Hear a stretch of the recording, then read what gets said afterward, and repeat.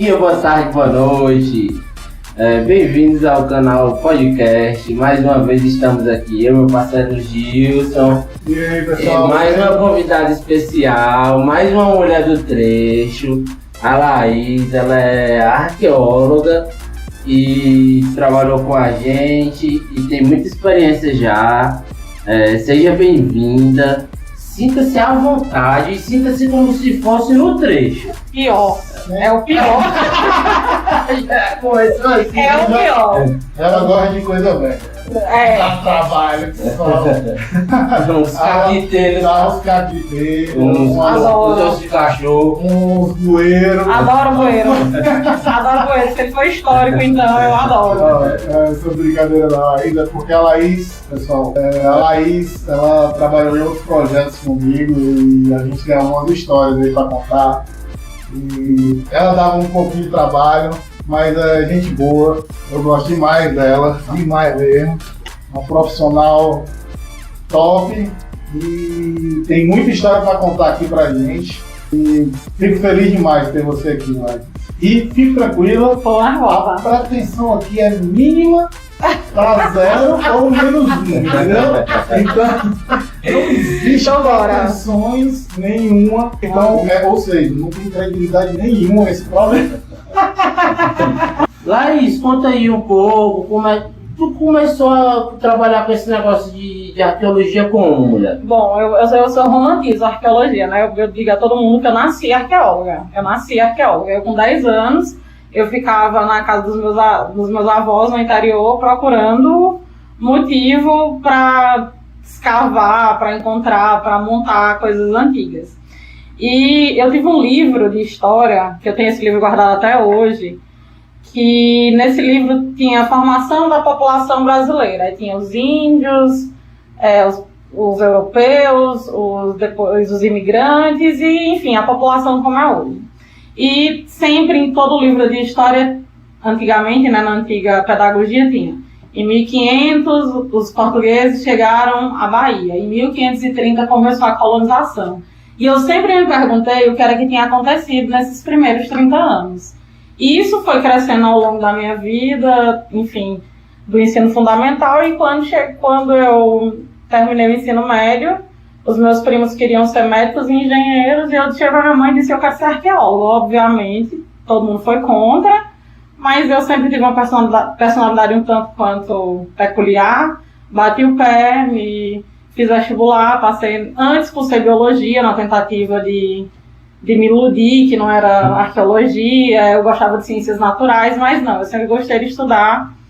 E fui para cursar arqueologia na Universidade Federal do Piauí, uns que não estavam lá porque gostavam do Egito, e sim porque eu queria entender a população brasileira. Parabéns. E que gostava da Serra da Capivara, né, que era o que era famoso na época. E comecei a estudar sobre isso. Na minha graduação desenvolvi um trabalho sobre a minha cidade e desde então me dedico a estudar história de longa duração sobre a região do Caldeirão, né, que é de onde eu sou.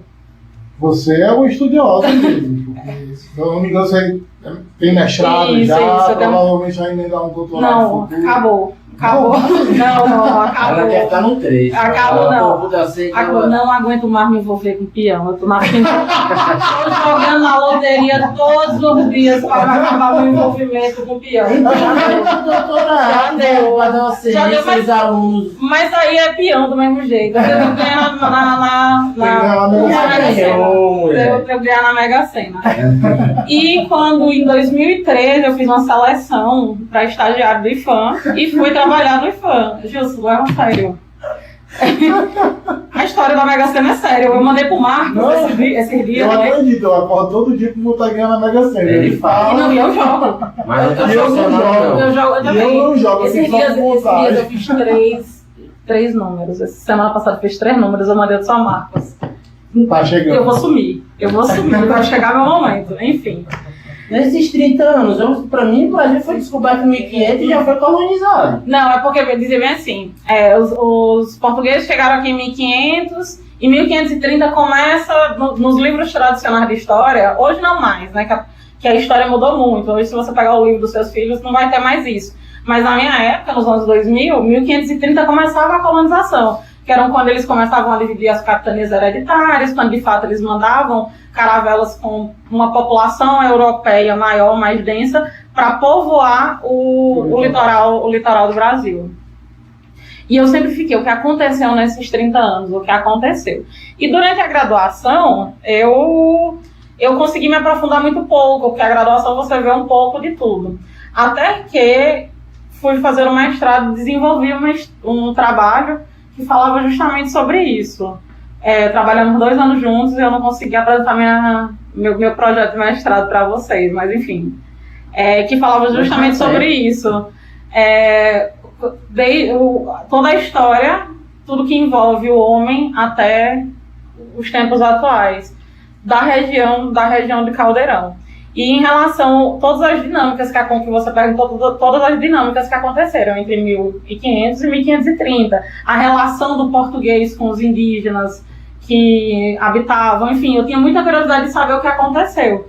E mal sabia eu, lá com meus 10 anos de idade, que existiam cronistas que estudavam, que livros incríveis que se falava da população dessa época, enfim, só fico ter contato já na graduação. E também, né, teve uma viagem da escola nesse mesmo ano, no ano que eu fui com 10 anos para a Serra da Capivara e eu decidi que eu ia morar lá. Eu cheguei para a mãe e disse, olha, eu vou morar aqui. Aí quando a gente chegava a fazer aquele relatório de viagem, eu não sei se vocês faziam isso. Eu fiz geologia. Aqueles relatórios de viagem que você fazia, de viagem de campo, eu fiz o meu. Aí beleza, eu fiz... só fazer aquele de férias que a professora pediu. Aí beleza. Esses dias, né, eu me mudei para casa da minha mãe recentemente e fui organizar muitas coisas e mãe ameaçou jogar meus livros fora. Eu fui olhar o que realmente podia ser jogado fora. Eu achei meu trabalho de quando eu tinha 10 anos de idade, eu dizendo lá que eu queria ser arqueóloga. E o trabalho é a coisa mais linda do mundo, escrito por uma criança, obviamente, dizendo que queria ser arqueóloga. Parabéns. Mas enfim, foi isso. Mas aqui na região da Chapada do Araripe, hoje a gente está aqui em Araripina, como a gente já falou anteriormente. Vai me colocar agora. Vai. Eu vou puxar para antes de 1500. Então, antes de 1500, na Chapada do Araripe, comprovado por datação, tem datação que apresenta até 1800 anos antes do presente. Datação... Ser humano ou dinossauro? Não, eu corto essa parte. Vamos voltar. Pra não correr nenhum risco de alguém ver isso. Corta essa parte. Viu? Rocha, vai. Vamos lá. Arqueologia. É tudo que é a ciência que estuda o homem a partir dos vestígios materiais. Dinossauro não é feito pelo homem. Então, arqueologia não estuda. A gente tem uma disciplina na graduação para aprender a identificar. Acaba aí, nossa sabedoria. Uma pessoa que estuda dinossauro é paleontólogo, e sim, a Chapada do Araripe é referência. Inclusive, no Caldeirão, recentemente, teve um professor que descobriu um fóssil inédito para a ciência, era o elo que faltava, enfim, uma pesquisa super séria. E de arqueologia, nós temos 1800 anos antes do presente. O que significa anos antes do presente? Até 1950, antes das grandes guerras, as datações são feitas por carbono.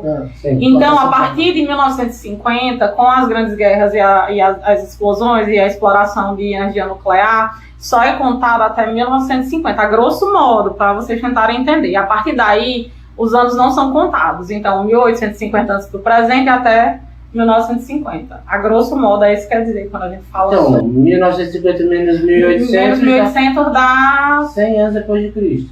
Não sei. Aí, 100 anos? Isso. Aí não é comigo mais não. Aí eu entendi que tu dito 1000 anos antes dele. Eu falei, não. Aí eu não dou pra fazer conta não, então é com vocês, sabem contar. Então a gente já tinha população aqui. Resumindo, a gente já tinha população aqui em torno de 1000 antes da descoberta do Brasil. Muito antes disso. A Serra da Capivara tem estudos incríveis, mas para a região comprovado tem 1800 anos antes do presente, na região do Ceará, aqui na Chapada do Araripe, na região do Ceará. Infelizmente, pra cá temos poucas datações. A área fina tem algumas datações também, mas eu prefiro não falar sobre isso. Também já ficou muito complexo, eu também me misturei. Essa parte, inclusive, que é a parte que eu levo uma surra da minha banca, que eu dedico um capitação feita daqui da Araripina. Aí eu prefiro não me comprometer com essa parte. Não, tranquilo. Enfim. Aí tu tava falando do IFAM, né? Então, a minha carreira começou, eu fui estagiária do IFAM em 2013, que foi quando veio o boom da energia eólica para cá. E na época, meu supervisor de estágio disse, olha, é sua cara, se prepare que irão começar. E tinha lá no Facebook, na época, uma vaga para ir trabalhar como arqueóloga. Eu não tinha nem formado ainda e eu mandei meu currículo para ser estagiária. E eu fui estagiária para a primeira obra, que não vai dizer aqui os clientes, né? Eu estava presente. Eu trabalhei no projeto. Então, quando deu a primeira derrubada de árvore das primeiras torres, eu e uma galera estávamos presentes. Eu participei da audiência pública do projeto Caldeirão. Eu fiz uma pergunta embaraçosa sobre os sítios arqueológicos. Se você lembrar, você vai lembrar da minha pessoa, que eu fiz uma pergunta bem embaraçosa perguntando. Na época não tinha aerogerador na região, então era tudo muito mistificado. Até a questão de procriação de aves, que foi um dos maiores problemas que tinha com o ICMBio. Exatamente. E eu perguntei sobre as pesquisas arqueológicas, como elas estavam sendo feitas, enfim. E na época a pessoa que me respondeu, da consultoria contratada, ficou meio embaraçada. Não, era o... Isso, não vamos nem mais falar nesse nome. Tu sabe por quê, né? De quê? Não? Não que eu me lembro. Tu pode ter me contado a história. Não, então depois a gente eu vou fazer só um símbolo já, vai poder cortar, ó. Foi? Cadê? Tu sabe da história, né? Ele é meu amigo. Eu tô falando de amigo. Eu só que esse agente. Desgraça. Mas vamos voltar.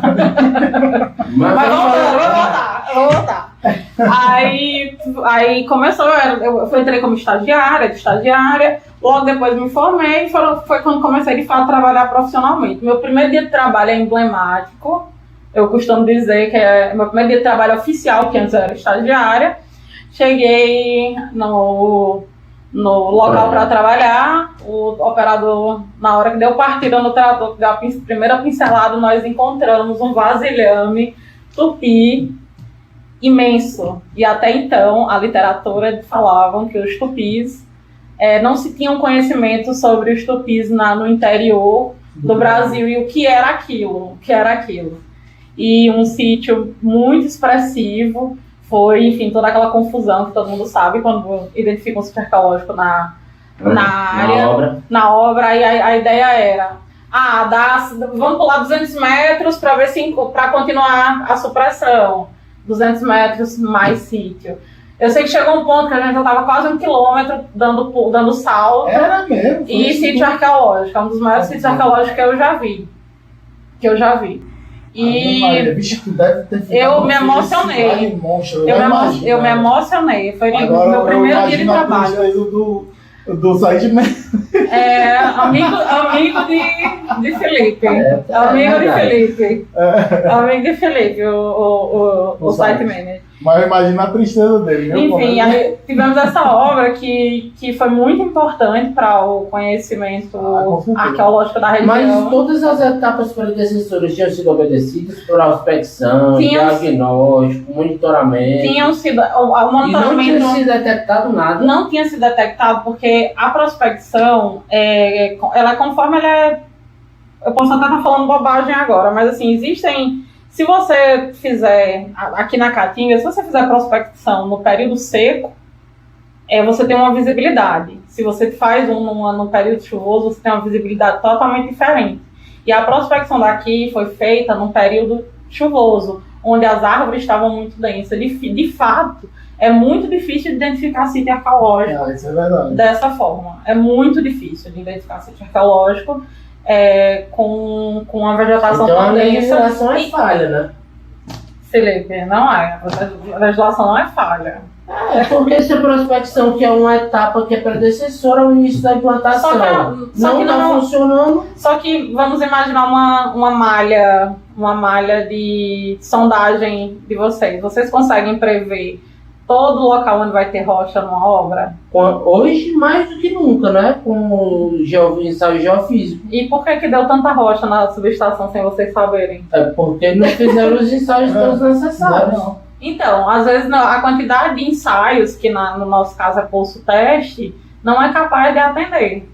A quantidade, A aí, quantidade. a norma diz uma quantidade mínima, mas se você quiser ter uma maior assertividade, você tem Exatamente. que aumentar o espaço amostral. Exatamente. E às vezes a amostra não é suficiente para Aí atender. eu vou fazer um pouco, Aham.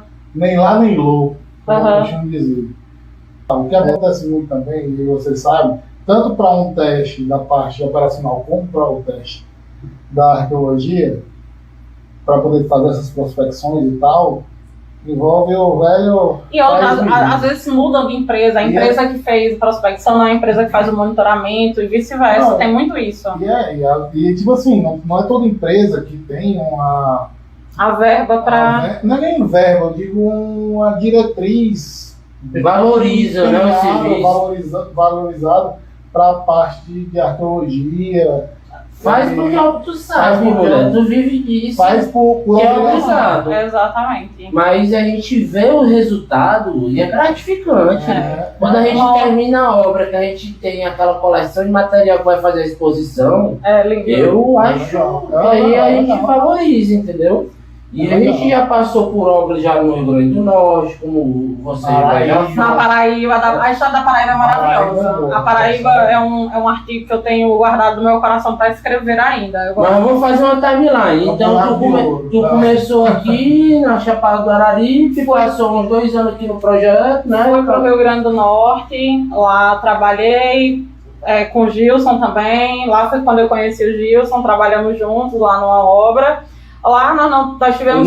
Não fez amizade com ele lá não, lá era obrigado. Não, a gente sempre foi amigo, sempre Não foi amigo. pode. Sempre. Gilson foi a única pessoa que eu nunca briguei. Eu vou brigar, do Gilson foi a única pessoa que eu nunca briguei de verdade. Lá. Não, o que eu sei é que ela já. Eu conheço as histórias da Laís aí, mas. Não, mas pode eu falar sei se eu agora. posso. Não pode não. Posso não? Não. Posso não? Eu mudei, Gilson. Eu Tu mudou? sou séria. Né? Eu sou uma pessoa Não, séria. você é uma pessoa séria de um. Não, serena. Serena. Ah, séria eu sei que você é. Serena eu já não sei. Não, mas eu mudei. É brava, é brava. Eu mudei muito. Você, ela é uma pessoa muito séria, uma profissional excelente, mas as histórias que a gente tem pra contar. Gente, fica claro que na bunda nada é minha qualidade profissional. É não, só. de jeito Pelo É só minha contrário, raiva. Não, pelo contrário, valoriza mais. Porque sua função tem É porque tem que eu ter tenho uma esse história muito perfil. boa. Eu tenho uma história muito boa que uma vez eu gosto de contar, Tu porque tava assim. quando o. Tava. Eu fui, eu tava na frente do serviço. Eu tava nessa. Ei, Leonardão, querendo você aqui, viu, bicho? Eu tava nesse dia. Eu tenho uma história muito boa sobre isso, que pra mim o certo é o certo. Pode ser o Gilson, meu amigo, pode ser o meu inimigo. Tem sítio arqueológico, tem material arqueológico, é o passado de alguém que está representando, é o meu passado. Eu, como faço parte, né, é o meu passado. Então, o certo é o certo. Uma vez eu trabalhei com uma grande empresa, eu era profissional dessa grande empresa, e foi identificado um sítio que ia, de fato, arranjar um grande problema. E na época eu fui chamada dentro de uma sala, e na época uma pessoa muito influente chegou para mim e disse: olha, Laís, todo mundo tem um preço. Qual é o seu? Pode dizer qual é a ordem? Dezena, centena? Ele não disse milhão não, eu acho que... Chegava E na hora eu era muito jovem, né? Foi assim no início, bem no início da minha carreira. Eu fiquei tão estarrecida com aquilo que eu brinquei, né? Eu não sou filha de pai rico, meu pai tem R$1, gente, nem eu. Mas eu brinquei. Eu sou filha de pai rico, rapaz. Procura outra pessoa para aceitar que não é comigo. Mas pra mim o certo é o certo. Não importa quem seja, se é meu amigo, se é meu inimigo. o material arqueológico, o patrimônio arqueológico, ele deve sim ser preservado. E imagine o contexto que era daquela época. Tá vendo que a gente se dá bem? O certo é o certo. Bem transparente. Não tenho essa. Quando eu saí do Rio Grande do Norte, lá eu só fui fazer uma escavação simples, um monitoramento simples, lá nós não tivemos grandes problemas, só com os europeus que eles falam um pouco alto, eu tenho um problema com receber ordem, e principalmente em voz alta. E aí ia soltar o nome do cabo. Então, não solta, teu amigo. Em seguida, nós vamos trabalhar na obra da Paraíba, que nessa obra nós não tínhamos grandes problemas, não tínhamos sítios arqueológicos, era só um monitoramento muito simples. Entretanto, a obra usava uma estrada normal, que a comunidade já usava há muito tempo e etc. Eu resolvi dar um passeio nessa estrada no primeiro dia de obra e vi que tinham algumas pontes. Deixa eu olhar para ver essas pontes por pura curiosidade. E essas pontes eram pontes históricas que tinham sido construídas na década de 20, todas eram de pedra e argamassa. Você estava com o Leonardo Costa ou era comigo? Não, eu estava só. A primeira vez que eu vi só, e depois nós fomos fazer um mapeamento com o Leonardo e uma turma. E eram pontes históricas, nós usávamos pontes históricas. E assim, as pontes eram incríveis. Eram pontes da década de 20. Vocês sabem muito bem que é antes do concreto armado da década de 20. Então, imagina você fazer uma ponte, e essa estrada era uma antiga estrada, era a antiga BR da Paraíba, que ligava Patos a Campina Grande, por onde escoava toda a produção de algodão que na época a Paraíba produzia. Enfim, posso estar... Então, era uma estrada por onde passou toda a riqueza da Paraíba do início do século XX. E por isso aquelas construções. E era do antigo IFOX, que hoje é Denox, que eram obras que foram feitas contra a seca. Enfim, eram pontes belíssimas. E na época a empresa prontamente se dispôs, mesmo sem recomendação do IPHAN, se dispôs a fazer desvio de desviou todo o projeto para que essas pontes não fossem comprometidas. E as que não tiveram como, enfim, da engenharia... Aquela data mora no meu coração. No meu também. Ela fez um processo estrutural para que a ponte de fato aguentasse por baixo e para que ela não perdesse nada da sua beleza lateral. A ponte ficou intacta, não fez uma outra, não derrubou para fazer uma outra, preservou, lembrando, sem indicação do IPHAN, fez isso por iniciativa própria para preservar a história e a memória naquele lugar. Então os grandes componentes passaram por cima da ponte. Passaram por cima da ponte histórica. É bom, o calculista é bom. As que não deu para largura, tinha duas que não conseguiam. Era lá no comecinho lá. Eles estruturaram, fizeram, não faço a mínima ideia como fizeram, mas colocaram lá uns escoramentos, fizeram uma laje. Fizeram coisa por cima. Foi incrível, um trabalho incrível para preservar uma ponte histórica da década de 20, feita na época pelo IFOX. Na época das grandes obras que foram feitas, o Ceará principalmente foi um dos grandes privilegiados. E aí as minhas valas de rede de atenção passavam... Isso aí a gente não vai comentar, que isso aí tu esperou eu ir embora para fazer. Tu esperou eu ir embora para fazer isso aí.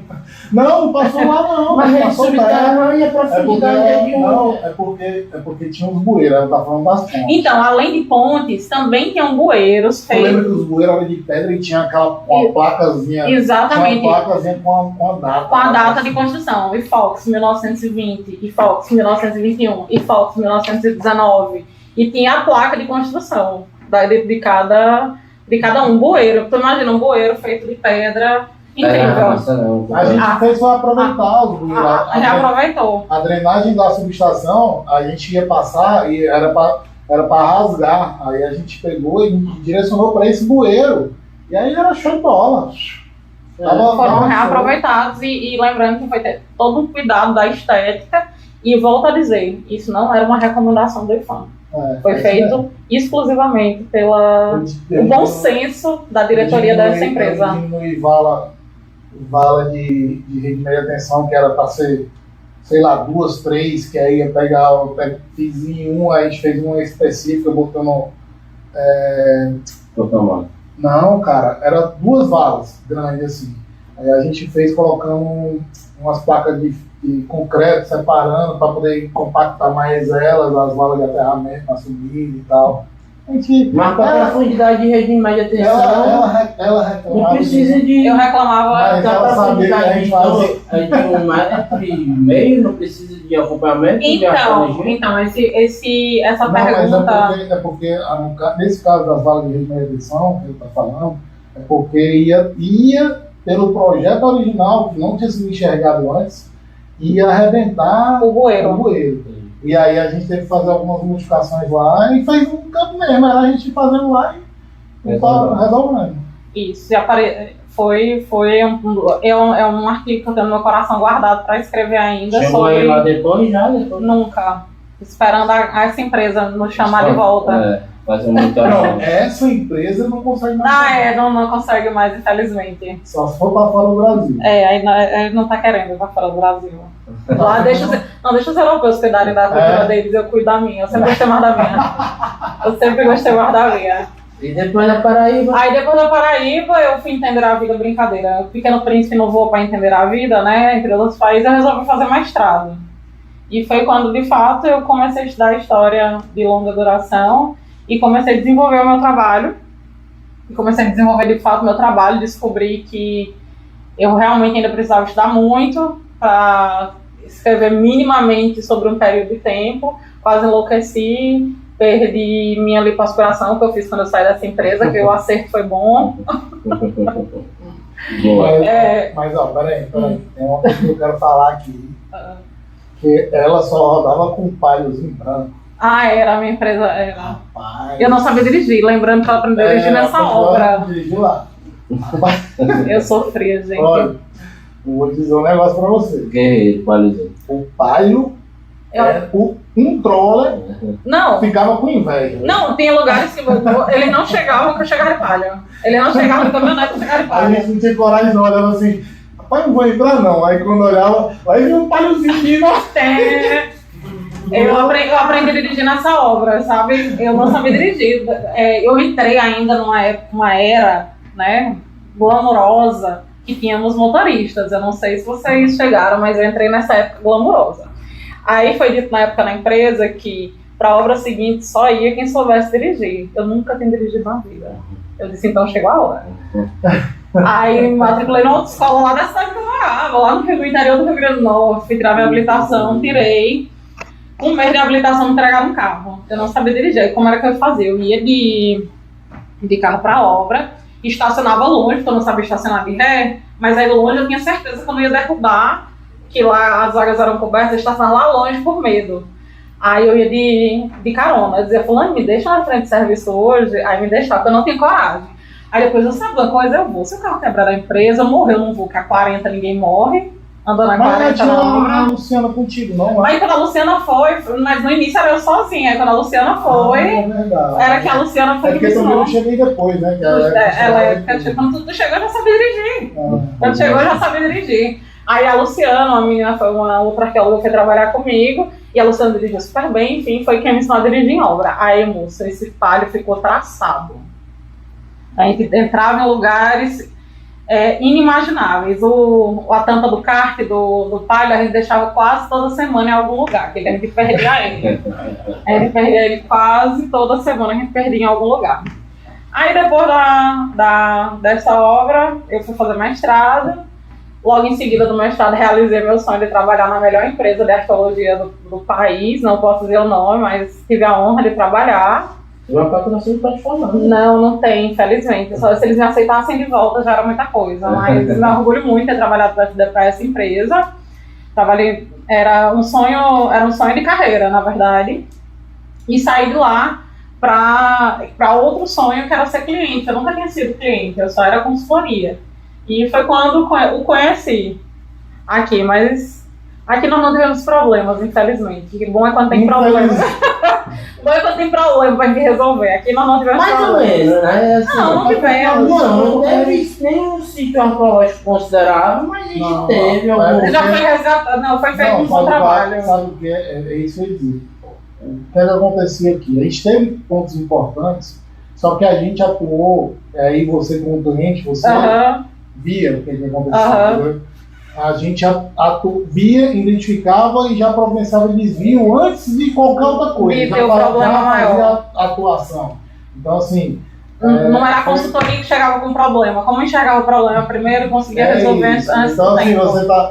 você está sendo muito simplista para o trabalho que foi desempenhado até por você mesmo. Não, mas Você porque assim, tendo em vista as emoções que nós tivemos em alguns locais, aqui foi muito tranquilo. Não teve uma dor de cabeça. A única dor de cabeça foi só uma plotagem de uma cerca errada. Foi isso mesmo.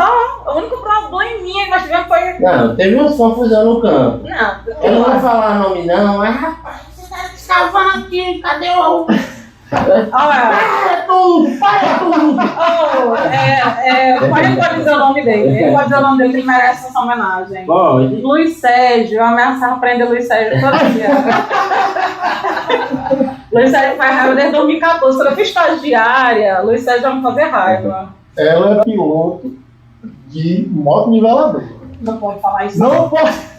Roberto, tô falando Roberto me fez prometer, eu prometi a Roberto, é igual prometer pra Deus, que eu nunca mais ia tocar nesse assunto. Eu nunca mais ia tocar nesse assunto. Mas você sabe operar. Sei operar, mas eu não aprendi em obra. Não, você aprendeu em obra, não. Eu fiz um curso. Tem certificado. Mas eu sei operar. Mas sabe operar. Escavadeira, né? Moto Não é moto niveladora. niveladora, não? Não, é porque tu gostava de ficar nas frentes de drenagem lá. Não, mas era de... Não, ali eu ficava caralhada, era minha função. Mas eu fiz isso aí. Tu acha que não pegar um equipamento numa obra? Antigamente era diferente. Tava no aerogerador, tava bulindo meu aerogerador. E o operador, esse mesmo aqui, me ensinando. Eu já fiz muito. Quando eu comecei em 2008, com o eólico, eu pegava a escavadeira ali, aí ficava treinando para poder aprender a escavar. Cheguei a dirigir caminhão betoneira. Eu, uma vez, numa concretagem, eu peguei a pá carregadeira, carreguei a usina, aí fui para dentro da casa de comando, carreguei o caminhão betoneiro lá, vibrava a balança, tá. Aí, agora, bate o exame aí do concreto. Não, o menino foi no banheiro, me dá aí, então bate o exame. Aí, pá, bate o exame, tá aprovado, pode ir, hoje não. Não, o motorista tá jantando, me dá a chave aí que eu vou levar o concreto. Aí deixei o concreto lá na base. Fiz tudo. E assim, cara, é um aprendizado. Assim, eu acho que faz parte da formação. Tanto que hoje, quando eu vou para uma obra, eu faço questão de ir na usina de concreto, eu converso com o balanceiro, eu converso com o motorista, eu gosto. E eu gosto. Aqui o consumo de gelo, como é que tá e tal. Não, o traço do concreto, a temperatura, e eu vou, e tu sabe que eu gosto, né, mas eu vou. Mas eu tenho muita vontade de aprender a operar máquina pesada. Conta. Posso contar alguns causos Não sei. sobre a questão. Ela tem uns namoros aí. Não, vamos falar. Eu disse, tá vendo pra te entregar. Eles querem entregar. Ele tá. Não, ele tá falando. Qual é o namoro que ele tá falando? Não, eu tô só dando a É deixa. do último? Não, o último não. Não, do último me machuca, que é recente. Eu sei que você tinha um namorado. Ah, não, mas aquele foi antes de conhecer. Ah, foi, né? Foi emocionado na minha primeira obra. Ah, foi na tua primeira Eu me apaixonei por um operador. E por um pipeiro. Foi o primeiro pipeiro e depois o operador. Me apaixonei, eu pensei que eu ia morrer de amor, mas não deu certo não. Já de se esperar.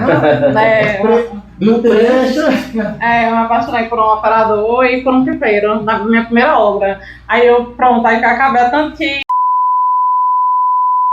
Não, eu já namorei demais, mas... Aí dizia o nome das outras empresas. Aqui é só trabalho. Aqui é só trabalho. E aí da Paraíba foi pro mestrado, tu foi para aquele projeto solar? Não, aí eu fui pro projeto solar, que eu trabalhei nessa empresa que era meu sonho de carreira, trabalhar, né? Que eu no Ceará. Ah, tá no Quixeré. Não, Quixeré não, Limoeiro. Quixeré é outra. Trabalhei em Limoeiro, que foi onde... Foi quando eu liguei pra tu, tava lá. Eu tava lá, eu pedi demissão pra vir pra cá. Brincando. Tô brincando. Aí foi quando eu vim pra cá e fui ser cliente. Parece pouco tempo, mas já são quase 10 anos trabalhando no trecho. E vi muita coisa. Já fui convidada, enfim, para falar sobre como é trabalhar com tantos homens, questões. É isso que eu te perguntar. Eu já fui convidada para falar sobre isso, é até uma pauta assim, meio sensível e tal, para se comentar. Mas aprendi muito, muita coisa mudou de 2014 para cá, graças a Deus. E hoje as empresas que eu trabalhei, a política, a tolerância é zero para qualquer tipo de assédio contra a mulher. E denunciar e pronto. Tolerância zero. Eu acredito que você deve ter passado por muita coisa. Não só moral, como em outros aspectos. Entretanto, não se tinha muito conhecimento. Isso não se falava. Ficava meio como cantada de obra e tal. Uhum. E a partir do momento quando você vai amadurecendo e que essas coisas passaram a ter nome, né? Que antigamente não se tinha nome, era brincadeira, era cantada, era isso e aquilo. A tolerância é zero e por onde eu passei, as empresas também mudaram muito, e isso é uma coisa que tem que ser levada em consideração. As empresas mudaram muito e que hoje a tolerância é zero para qualquer tipo de assédio, seja ele moral, seja ele sexual, seja ele de qualquer tipo. Ele existe ainda e tem que ser combatido. E ele tem que ser combatido. O compliance hoje é forte, né? Todo mundo, até o pessoal não sabe o que é compliance, mas... Adoro essa palavra, compliance. Mas todo mundo tem medo. Não sabe nem o que é, mas tem medo. Você já deu uma entrevista de compliance? Eu nunca participei de investigação. Não, você não sabe, tem hora que você não sabe nem seu nome. Eu tenho um parente que era delegado, e eu perguntei como era uma investigação. Como era que dava um interrogatório, porque eu nunca tinha visto. O que eu tinha fazer, eu fui depor, que a gente brincava dizendo que ia depor no compliance, né? E ele disse, esse meu parente que era delegado, ele dizia assim: pessoas mentem. A gente, numa investigação, com perguntas, você consegue identificar porque pessoas mentem. A verdade é uma só. Pessoas mentem. E hoje eu entendo como um compliance funciona. Gente, uma entrevista de compliance, eu dizia, gente, daqui a pouco eu não sei meu nome. Eu não sei meu nome. Eu nunca fui interrogada pela polícia, não, mas assim, acho que é parecido, viu? Eu acho que é parecido. Eu digo aqui que a gente tem um delegado da polícia aqui, viu? As investigações que a gente faz lá na hora. Que horror. É forte. Eu fico só na parte da fofoca. Eu fico só na parte de espalhar a fofoca. Pegaram no compliance. Aí vem o Gilson. Não, mas assim, a gente estava falando sobre essa questão de mulher e tal, porque ontem mesmo a gente estava conversando com a nossa chefe. Uhum. E aí ela está no trecho há muitos anos. Uhum. Bem mais do que você. Que eu, com certeza. E ela falou que realmente é muito complicado para a mulher não estar no trecho. No passado para agora você vê uma diferença muito grande, inclusive para os homens, né? Que aí eu falei muito com o Mitoso, que eu com o Mitoso e ela lá nesse dia. Para mim, com o Mitoso, que quem já teve lá atrás chefe mulher, vamos dizer assim, fica mais fácil de transitar nesse ambiente quando envolve aqui um trecho ou um outro ambiente assim. Mas mesmo a gente, que lá atrás teve essas interações, tem muita coisa que você é ignorante e não perceptível para muitas situações. E ao longo dessa nossa vivência, esses aprendizados aqui com vocês no trecho, ou fora dele, a gente vai conseguir entender um pouco melhor essas situações e muita coisa é naturalizada, muita coisa sutil, não parece assédio e ela é naturalizada. Eu tenho uma história horrorosa que eu nem sei se entra se vai entrar nesse corte, mas eu tenho uma história horrorosa. Quando eu fui trabalhar numa determinada empresa, não vou dizer nem o período para não ser identificado, enfim. E eu usava, né, eu trabalho em campo e você se parar a noite inteira, né, você fica de... EPI. Além dos EPIs, a gente usa um jaleco meio de brinco, que ele é muito grande, que ele impede que veja as formas do corpo, do seu corpo. E nós estávamos almoçando, e muito quente, e todo mundo usava a camisa da empresa por baixo, desse chamam de jaleco, a gente chama de jaleco, mas é como se fosse um casaco, um sobretudo de brinco, para proteger, enfim, na hora da supressão. E eu tirei, e tinha o site manager, mas eu não estou falando de um... Não, eu não estou falando, não menosprezando. Não, eu digo assim... o site manager da empresa, ele olhou e disse, se eu fosse você, eu andava sem essa roupa de cima, você fica muito mais gostosa assim. Uhum. Com essas palavras, no refeitório, se você sabia que isso é assédio moral, você pode, inclusive, ir pra cadeia por isso. E isso, assim, na hora me deixou péssima. Volto a dizer, só tinha eu e uma bióloga de mulher nesse ambiente, não tinha outra mulher, além das meninas da limpeza, mas, assim, exercendo algum tipo de trabalho intelectual, éramos eu e uma bióloga, e foi altamente constrangedor, assim, e não se tinha para onde denunciar, para quem denunciar. Nós estávamos falando de um site manager de uma teoricamente você estaria tendo que reportar a ele. Exatamente, com essas palavras no refeitório, para quem quisesse ouvir. Antigamente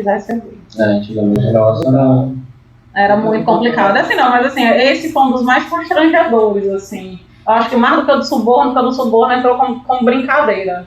E foi... Eu pensei que ela ia contar da vez que ela foi pro campo cair e rasgou. Ah, não, isso aí foi ótimo. Nessa obra da Paraíba, eles resolveram colocar aerogeradores. Eu não sei, o projetista, ele devia achar lindo, né? Deve ter ficado lindo no final. Ele botou aerogerador e dizia, não, eu quero saber como é que a engenharia vai fazer uma estrada aqui. Eu quero saber como é que vão fazer. Era assim, uns penhascos, você dizia, não sobe. Que o palio subia. Aí beleza, o palio tinha uma turbina de água. Aí eu tava subindo, né, aqui no vegetação, eu, arqueólogos, biólogos, uma turma muito, muito incrível. E eu com minha calça jeans muito apertada, minhas perneiras e uma bota, toda EPI, que, né, necessário. Passando aquela primeira passada que fica só o galho coisado. Uhum. Quando eu tava lá em cima, eu tropecei. E eu voltei caindo por cima dos galhos. Eu não me ralei inteira, porque tava, enfim, toda paramentada. Entretanto, minha calça abriu de um lado a outro. Que tiveram que tirar uma blusa pra coisar, porque eu fiquei completamente pelada. Então. Minha calça abriu de um lado, eu fiquei completamente pelada. Então. Mas me dá uma blusa e eu fui embora. Eu só lembro do áudio dela, mandando áudio, que acabou de achar ela pulando mais do quarto. Olha, não, de queda em campo eu tenho muitas. Ave Maria. Tem uma que eu tava trabalhando aqui na Chapada Araripe, de queda eu tenho muita. Eu tô aqui fazendo corte aqui embaixo e eu aqui em cima, passeando no mundo da lua, obviamente. Passeando, eu cheguei muito perto do limite do corte. E todo mundo sabe que é muito sedimentar. Já estava com mais de 3 metros de profundidade. O corte, aquilo ali desci junto com a areia lá embaixo, eu soterrada, não sabia quem era Laís, quem era eu. Nesse dia, eu tinha areia no céu da boca, eu fazia assim, eu tinha... Queda eu tenho muito, tem a do formigueiro, lá de Lagoa Nova, que eu caí dentro do formigueiro. Então, eu passei uma semana de atestado, que eu vou machucar a coluna. Sim. Eu muito formigueiro. Eu aqui pressionando, entrou uma perna e a outra, ainda bem que eu sempre dancei balé, entrou uma perna e a outra ficou. Só que quando eu machuquei a coluna, eu passei uma semana afastada. E eu não dava pra sair, porque eu tinha a perna ficou assim. Uma perna mas eu tive assim. bolsa porque vocês trabalham muito perto do equipamento. Né? Aí o operador que veio pra me tirar, porque eu não dava pra sair dentro do formigueiro. Teve um caso lá em outro chapéu que a máquina levou. Foi mesmo. Matou um biólogo, se eu não me engano. Eu fiquei sabendo. Foi mesmo. Foi. A máquina, ele parece que estava por trás. Eu não sei a história, mas eu sei que ele foi atingido pela máquina. Caralho. Não, eu mantenho a distância, Cleuson. Tem que manter. Eu mantenho a distância. Por isso que eu peço pro pessoal ali com aquela sireninha, o rádio. Não, o rádio, né? Caralho, eu passo por levar isso ontem no campo, né? Não, Todo mas, dia a gente... mas história de bom. queda em campo eu tenho muitas. Eu tenho muitas. A da queda é comigo mesmo. E tem história também de São João, né? Não. Tem não? Não. Ele vai contar mais um pouco de teoria. Não, o Gilson acha que ele não conhece há 10 anos, ele acha que pode contar todos os anos. O que é que tu achou de trabalhar com cliente? Então, foi. Não gostou? Eu Tu gostei. gosta mais do campo. Eu prefiro o campo. Eu não te disse. Eu prefiro o campo. não conheço. Eu prefiro o campo. É do trecho. Eu prefiro o campo. O trabalho corporativo ele é muito intelectual e ele requer uma falsidade que eu não tenho. Vou melhorar a frase. O trabalho corporativo ele requer uma frieza Uma politicagem que eu não tenho. A pessoa que é franca tem uma certa dificuldade Exatamente. de estar tratando. Eu tenho um feedback. Fria, que acha que sabe fazer o mesmo trabalho, ou que você que está lá no campo, o seu trabalho está contribuindo menos do que o trabalho dele. É isso. Entendeu? E aí, Mas você não tem esse perfil. Primeiro que você trabalhou em obra, você conhece o que é que sai da obra, e aí quando você vai para o corporativo, você sabe que você tem que trabalhar para dar condição para o cara da obra. é isso. Isso eu concordo também. O que eu estou querendo dizer é o seguinte, é que quem bota a mão na massa é que faz a engrenagem rodar com a potência suficiente para sustentar uma área de apoio. Entendeu? É isso que eu estou querendo dizer. Então não estou dizendo que não existe um sem o outro, mas não ter a humildade de quem está no corporativo lá e dizer assim, porra, o seu trabalho é importante, eu preciso lhe ajudar. Eu só inaugurei nesse dia porque não deu nenhum problema na tua área. Entendeu? É isso. E não, eu inaugurei porque eu sou ótimo. Eu sou. Mais 500 mega. Jesus gosta, verdade. Mas Mas aí a parte de licenciamento é muito forte na parte de... Hoje é como o mercado de eólica deu uma caída e a solar deu uma subida. A solar, como ela tem uma fundação mais superficial, acabou tendo impacto no mercado de arqueologia. O que olha, tu acha sobre o mercado de arqueologia, há alguns anos vem existindo um sucateamento. Eu não me sinto, eu conheço muitas pessoas que conseguiriam falar até muito melhor do que eu, mas houve um sucateamento nesse mercado há muitos anos, vem tendo esse sucateamento. E não é por conta da profundidade, porque para arqueologia, alguns contextos, enfim, a profundidade é o que menos importa. De fato, vem acontecendo um processo natural, político, de sucateamento não só da minha área, mas de toda a parte ambiental. Estamos tentando retornar aos bons tempos, onde de fato... Que tinha um protocolo diferente. O protocolo não mudou, mas muita coisa foi flexibilizada.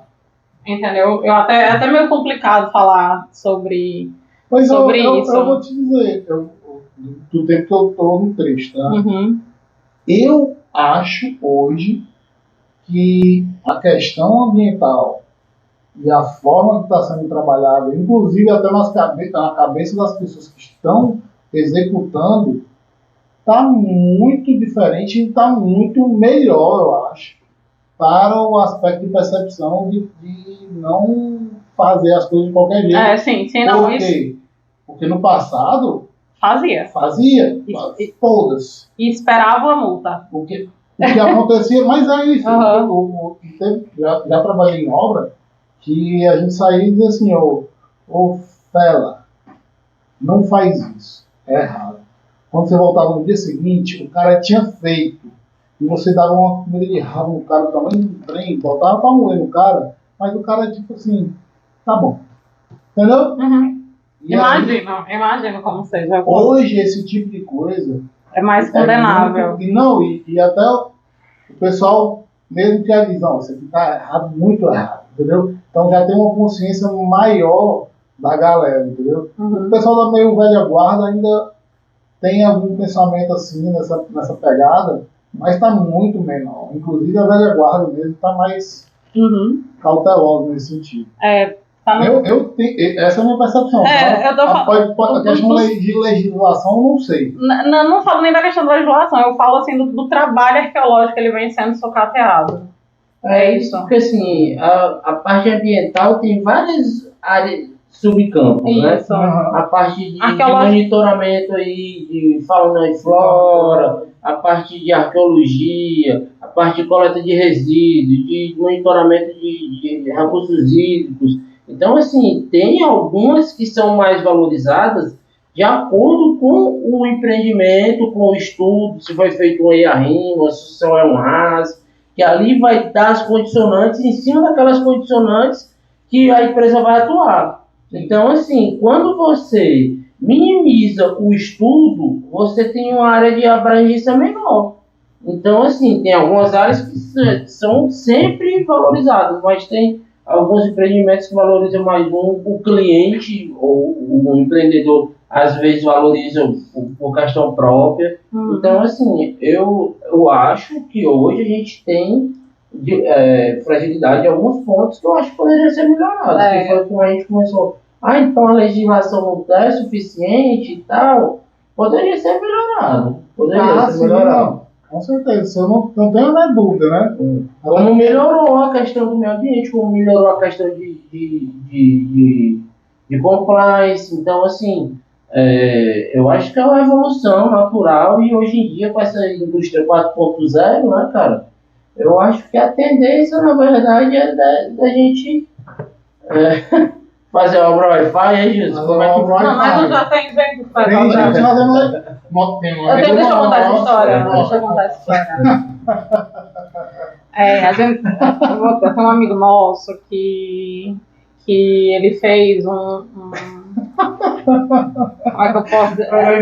Essa parte de legislação e tal, é bom, não é bom falar, mas tem um amigo nosso que ele resolveu marcar pontos de atenção na obra, né, que é assim como se tem, ele resolveu marcar pelo Google Earth ou esses aplicativos de celular, não tenho nada contra, mas ele é específico para você mais ou menos saber onde é, ele não é uma coordenada geográfica específica do local. Com base numa foto desses aplicativos de celular, ele marcou um ponto de atenção que estava só quando o projetista pegou para fazer, né, o trabalho, traçado por onde ia passar o acesso da obra, estava só 16 metros dentro do acesso, ele estava só no centro do acesso. E nunca tinha ido no canto, exatamente. Né? Cadê? Marca aí puxa aqui do Google Earth. Cadê? Aí puxa aqui do Google Earth aqui, que é um ponto de atenção. Puxa aqui do Google Earth, do lugar que é outro ponto de atenção. Eu pensei que ela ia falar do relatório de inspeção que o cara fazia. Mandava os rádios. Tu vai me lembrar? Vai, qual é esse, hein? Essa daí não tô lembrada, não. Fulano, tira a foto aí do serviço assim, assado, foi encarregado. O encarregado tirava e mandava pelo WhatsApp pra ele. Fulano, essa daí eu não tava lembrada, não. Aí mandava. Aí, relatório de inspeção, de fiscalização. Pegava o relatório. Foi nesses cantos aqui. Às vezes eles não ficaram na cidade. Nunca foi. Nunca foi. Às vezes não, tem toda a área. Toda a área. Tem. Inspeção de área gerador, lembra, não? A torre com 120 metros de altura. Aí a gente chegava, tu foi lá fazer a inspeção do MCC? Fui. Aí deixa eu ver as fotos aí. Aí o cabo mandava as fotos, aí tinha um logotipo da outra empresa. O cabo não teve coragem de subir na torre. De tirar nem o logotipo, não fazer nem o Photoshop. Meu Deus, mas esse é amador. Esse é amador, viu? Tirar nem o logotipo da empresa anterior, esse aí é desenrolado. Esse negócio de Google aí, outra coisa, teve uma vez quando eu era empreiteiro. Aí mandaram o projeto para reunir a atenção, para poder fazer e tal. Aí chegou lá, era como se fosse assim, ó, aqui é uma montanha, um morro, e o poste, tinha um poste aqui, e a sequência um poste subindo, o poste fazia assim, ó. Aí eu falei, ó, meu cliente, meu queridão, ó, Isso aqui vai ter um corte de uma montanha. Não é um corte de rocha, é uma montanha. Mas, ó, a solução aqui acrescenta 50 postes. Que eu desvio e passo. Beleza, tá aqui. Não, você tem que passar por lá. Aí eu, qual é a dificuldade? Falei, beleza. Pois vamos lá, então. Aí tu me diz aí como é que é. Quando eu mostrei pra ele, não, beleza, eu vou fazer o desvio. Não, agora vamos cortar aqui essa bicha aqui, eu vou mandar na conta. Vamos Aí o cara desmontar. ficou louco. Mas aí eu fiz o desvio, né, e tal, que eu quero é terminar a obra. Terminar a obra. Tu gosta de 500 megas. 500 megas. Da selfie de 500 megas. Mais o 500 megas, vai. Mas eu acho que a gente tá já com. A gente vem já. Os podcasts tá evoluindo, né? Com mulher, com arqueóloga. Falamos até de história do Brasil, cara. Tá. Estamos vivendo e aprendendo. Rapaz, eu nem puxo aí porque eu sei que ela vai falar alguma coisa que eu não sei. Mas eu posso falar alguma bobagem. Depois a gente vai fazer uma edição pra tirar as partes que falam dos meus Não crushes. vamos tirar. Não Porque vamos. eu me apaixonei por um primeiro operador. Vai ficar, Meu Deus.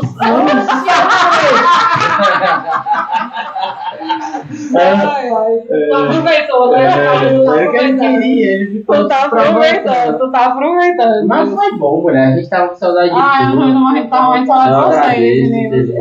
Eu jurei que não podia chorar, né? Que dos assuntos, a gente não podia chorar. Não, a gente tá. Como é o encerramento aí do dia? Ele é quase. Agora ele é cineasta. Steven Spielberg. Meu Deus. Corte, vai, cena, tufo. Quem faz a edição? Gilson, que horas tu faz a edição, Gilson? Que horas é que tu vê nossa coordenação na edição? Gilson tem tempo demais. Esse é o passa de madrugada. Então, que hora, que tempo é que tu tem pra fazer a edição do podcast? Que horas é que tu faz a edição? Olha, quando dá. Sábado, só se for mesmo, porque eu vou lhe dizer, porque quando eu trabalhava naquele lugar que você trabalhava, eu só comia e dormia. Eu só comia e dormia, não tinha coragem de falar, fazer mais nada. É 4 horas da vida que você perde só de projeto. Graças ao Temer, agradeço a ele. Ao Temer, vamos agradecer ao Temer, que tirou o nosso horário itinerary. Agradeço o Temer. Agradeço o Temer. Eu falei, esse filho da puta tá aí, preto. Mulher, isso aí é pra cliente da nossa Fiorentina. A gente é campeão. Eu adorava. A hora já pensou você ganhar as 4 horas todo dia? Eu também até hoje. Eu trabalho até hoje. 4 horas ganha. 4 horas e tomar café lá na. Mas ó, eu vou dizer um negócio. Como o Vitor disse, é uma satisfação demais ter trazido você de volta aqui. Ai, gente, muito bom ver vocês. Você é um profissional que a gente.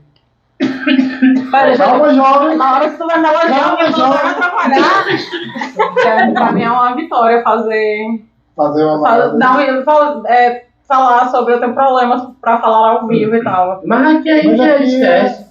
Aí quando vê a gente tá conversando uma vez de bar. É o pior. É o pior, o cancelamento vem. É por isso que a gente não faz ao vivo. Porque se a gente fizesse ao vivo, já pensou?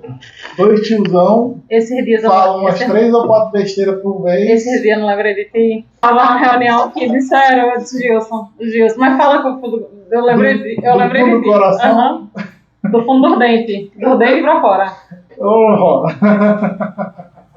E aí, Gilson, eu acho que hoje a gente conversou sobre vários assuntos, falamos de história do Brasil, arqueologia, obra eólica solar, resenha do trecho, amor de piano. Não, gente.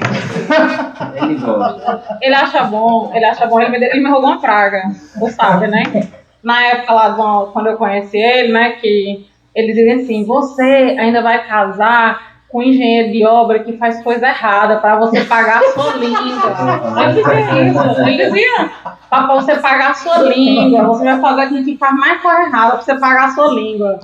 Aí eu disse que não, que não. Não era do coração. Não, mas pegou. Pegou? Mas pegou. Aí, tá vendo? Só não fazia coisa errada. Eu fazer, Só não fazia coisa errada, mas pegou a praga.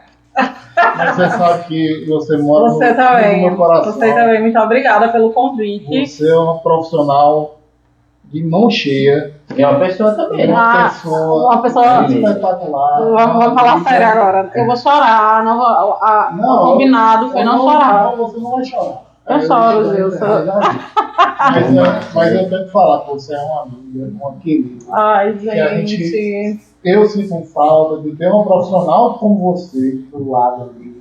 Sinto falta de ter uma pessoa amiga como você, uma pessoa querida.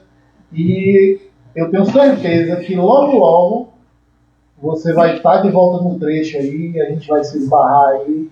Ou ele fica vermelhão logo, né? Fica. Imagina. Olha, ele tá com raiva, que parece aquele. Nunca vi. Nunca viu, não? Não. Parece Nunca tive com raiva, Metosa. Parece quando Tá piorando, eu tô com uma raiva piante. É mesmo? Nunca tive com raiva, não. Quando ele fica com raiva, é igual aquele desenho animado, vai ficando vermelho. Nunca tive com raiva, não, Metosa. Achei que nem fosse. Eu nem fizesse esse perfil de ficar estressado. Agora eu fico, ele é um calmo. Não. Fiquei tonta. Agora, quem quer saber o que foi que mudou? Ele brinca até muito, ele fala, que é isso, macho? Que é isso? Quem é esse Gilson aí? Eu falei, irmão, tem que mudar, né? Mas uma das coisas que eu ia responder sobre o trabalho no corporativo me trouxe uma maturidade que eu não tinha. Eu não tinha maturidade para lidar com alguns tipos de problema que hoje, profissionalmente, eu tenho. Eu brincava, né, que em reunião eu dizia, olha, mande um e-mail, que de boca só beijo, né, eu tenho essas brincadeiras e tal.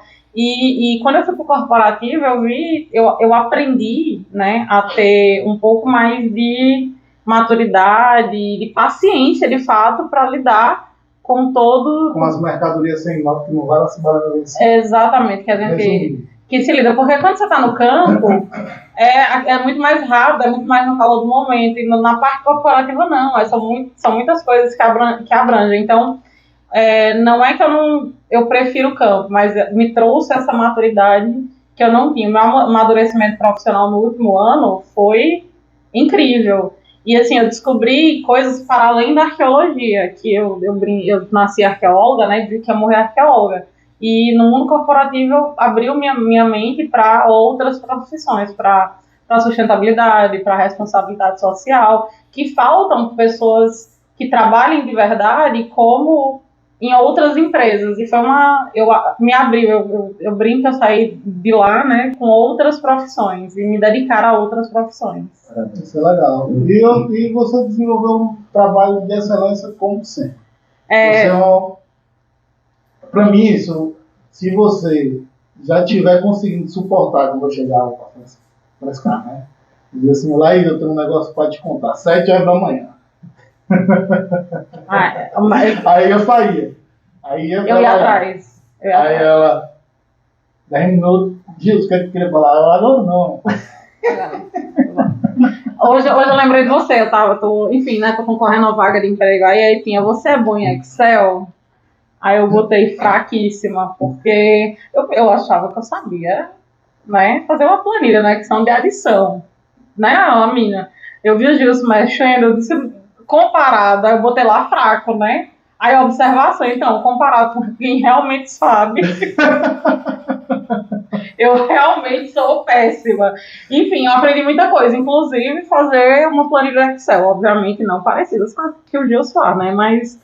Enfim, aprendi muita coisa que o campo não te dá tempo de aprender a fazer. Como uma simples planilha, como você ter maturidade para lidar com pessoas difíceis, de entender que o processo é muito maior do que o que você imagina, o processo, a dinâmica de contratação de empresas é muito maior do que o que você está ali no campo para lidar. E principalmente, eu aprendi no corporativo a não me desgastar com os meus colegas aqui no campo, porque depois a galera que tem o dinheiro se junta e fica tudo certo. E a gente aqui se matando. Então, isso é o meu principal aprendizado, que o problema da obra eu ia e deixava lá e pronto. E você evoluiu muito nesse aspecto. Evoluiu, o Gil sabe disso. Que eu queria matar ele, Leonardo Costa, todos os dias. Leonardo Costa, pessoalmente, eu queria matar Leonardo Costa todos os dias da minha vida. Hoje eu teria um pouco mais de paciência. Hoje não matava direto, não. Só isso no nosso. Não era tão rápido, não. Mas é como eu ia dizer. E muitíssimo obrigado. Ai, meninas, eu que agradeço. Muitíssimo obrigado mesmo. Primeira vez que eu não furei, viu? Eu já marquei muito. Se você Raquel vai ficar chateada. Que Raquel? Raquel vai ficar chateada. Raquelzinha? Vai ficar chateada. Raquelzinha, ó, você tem que vir aqui pra gente trocar uma ideia. E quando ela vier, eu venho? Você vem também. Venho, Raquel, prometo. Eu devo uma vinda da Raquel. Raquel trouxe um presente pra mim desde ter um ano que ela foi. Até hoje eu não recebi, que eu não vim buscar. Está gravado, Raquel, que ela disse que vai vir quando você vier. E a próxima vez que você vier aqui pra Araripina de São Paulo, você vem aqui, a gente grava um trecho especial com você e Laís. Se ela não vier, a gente vai gravar lá em Caldeirão Grande. Gente, eu não tenho condição de conversar com a Raquel. A Raquel está num patamar, conversa sério, muito maior do que o meu. Intelectualmente, de pessoa, de responsabilidade, enfim. Diversas coisas. Só sou uma besteira, né? Eu quero que aconteça esse encontro só pra te ver chorando. Eu choro, horrores. A Raquel me liga, eu choro. Obrigado. Ei, obrigado, vocês são maravilhosos. Estava morrendo de saudade, é muito bom fazer amizade. O melhor, tem um filósofo da arqueologia brasileira chamado Chiquinho, Altuense, essa parte eu quero que fique, que ele diz que o dinheiro do contrato é maldito. Que ninguém que trabalha na arqueologia de contrato, né, tem nada. Mas tem muitas amizades. E eu, graças a Deus, fiz muitas amizades. E vocês dois, saudade, muita saudade de vocês. Parabéns. Saudade, parabéns pelo trabalho, eu adoro, divulgo super. E depois a gente combina esses cortes pra mim não ser cancelado no início da minha carreira. Não preocupa não. Como é? Vai aí, bufo! Canjo! Ai,